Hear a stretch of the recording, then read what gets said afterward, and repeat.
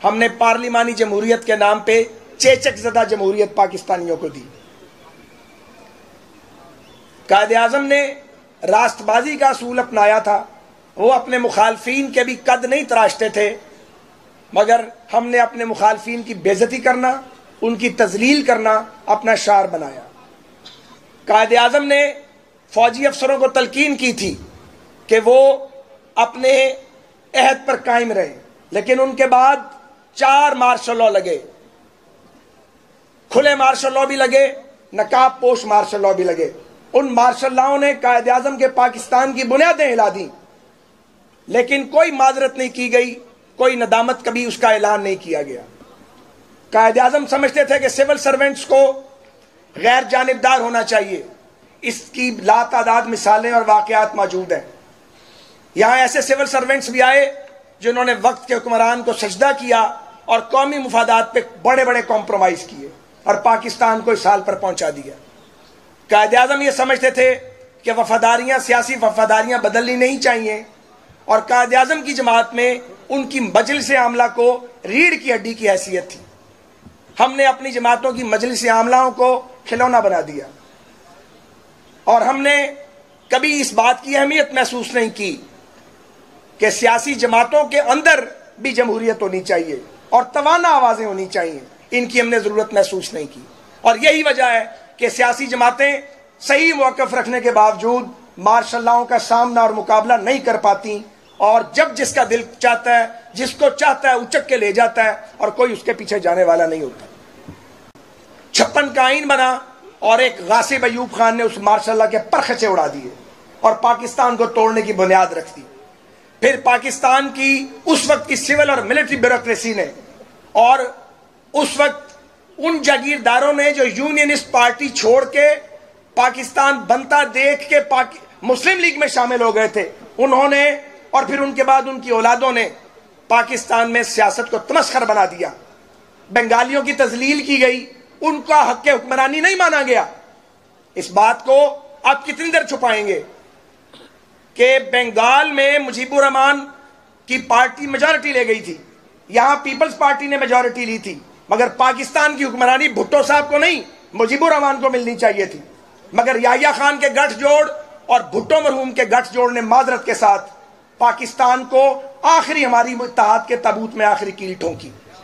हम और ये याह्या खान का मार्शल लॉ अयूब खान के मार्शल लॉ का तसलसल था। ये नहीं हो सकता कि हम मार्शल लॉ को कंडेम न करें। ये नहीं हो सकता कि हम खौफ के मारे चुप के बैठे रहें और अपने पाकिस्तान को लुटता देखते रहें। या बोलेंगे नहीं, अगर या नहीं बोलेंगे तो फिर सच बोलेंगे, झूठ नहीं बोल सकते।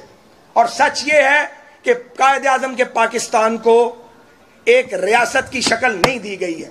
सच ये है कि जो आज़ादी कायदे आज़म की क़यादत में हमारे आबाओ अजदाद ने हिजरतें करके, अंग्रेज की जेलें काट के, लुट पिट के जो पाकिस्तान बनाया था, उस पाकिस्तान में पाकिस्तानियों को आज़ादी नहीं मिली। ये बात सिंधियों ने की, बलोचियों ने की, पश्तूनों ने की, माजरत के साथ पंजाबियों ने उस तरह से नहीं की। जद्दोजहद चारों सूबों में हुई, मगर पंजाब में उतनी जद्दोजहद नहीं हो सकी। उस जद्दोजहद को फिर नवाज शरीफ साहब ने लीड किया।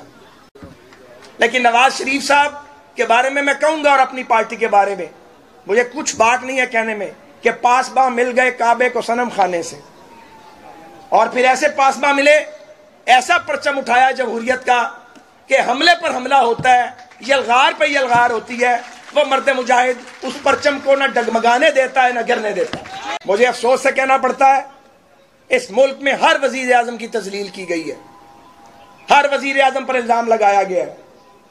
यहां शहीद मिल्लत भी नहीं बचे, यहां मादर मिल्लत को भी सिक्योरिटी रिस्क करार दिया गया। तो क्या बनना था फिर पाकिस्तान का? जहां बानिया ने पाकिस्तान की तजलील की गई हो, जहां बानिया ने पाकिस्तान की औलादों की तजलील की गई हो, वो मुल्क कैसे तरक्की कर सकता था?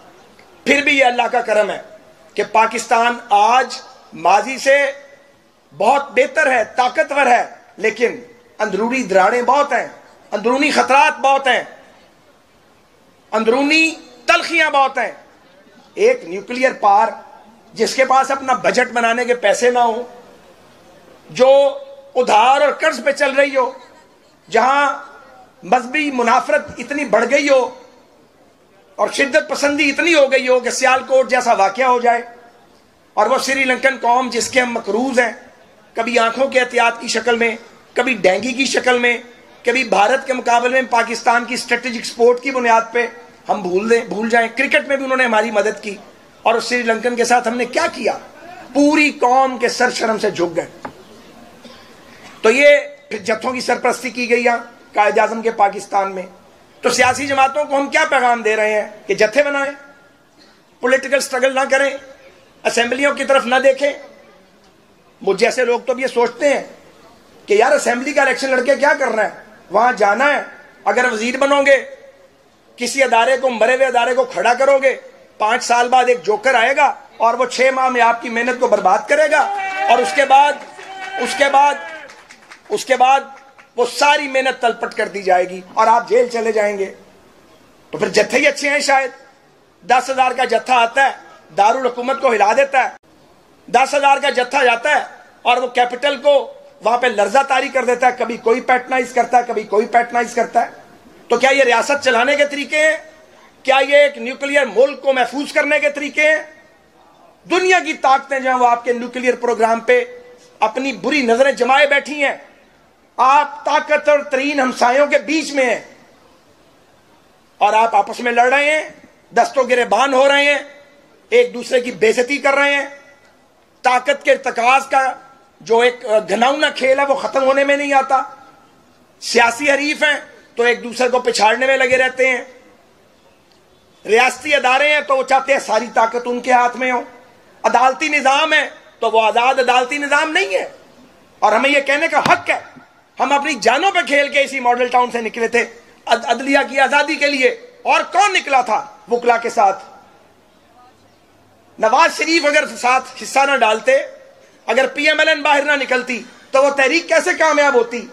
तो इस दिन के लिए तहरीक चलाई थी हमने कि नजरिया जरूरत जो है वो दफन ही ना हो, पनामा का केस आए, बाकी सारे वहीं रह जाएं और नवाज शरीफ को सजा सुना दी जाए कि उसने बेटे से तनख्वाह नहीं ली। ये कहां का इंसाफ है, मुझे बताइए।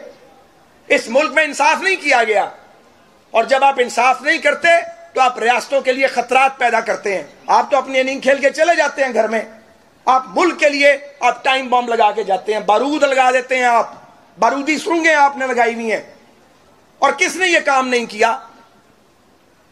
तो ये सोचने पर लोग मजबूर हो गए हैं कि ये, मैं वापस अपनी बात पे आता हूं, असेंबली को इलेक्शन क्यों लड़ा जाए और पार्लियामेंट का मेंबर क्यों बना जाए? मैं 4 बार बना हूं कौमी असेंबली का मेंबर, 3 बार सूबाई असेंबली में रहा हूं, अल्लाह के फजल से 3 बार फेडरल मिनिस्टर रहा हूं। मैं भी ये सोचने लगा हूं, एक पुख्ताकार सियासी घराने से मेरा ताल्लुक है कि यार ये धंधा करना क्या है? बेइज्जती करवाने के लिए करना है। अपने रिज़्क़ के हलाल में से खर्च करते हैं, फिर अगर पसंद ना आए तो चोर डिक्लेयर कर दिए जाते हैं।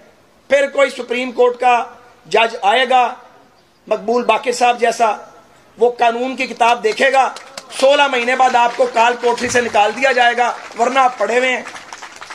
और वक्त का चीफ जस्टिस जो है वो आपके मुंह पर खड़ा होकर आपकी बेइज्जती करेगा और तौहीन अदालत करेगा चीफ जस्टिस। मैं साकिब निसार साहब की बात कर रहा हूं, मुंह पे खड़े होकर तौहीन अदालत तो उन पर लगनी चाहिए थी जिन्होंने जज के कॉन्डक्ट को वायलेट किया।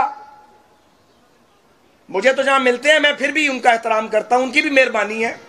मेरी ये एहतराम बाज लोगों को पसंद नहीं आता। अब उम्र में बड़े का आप एहतराम करेंगे, आखिर आंखों की शर्म भी कोई चीज है।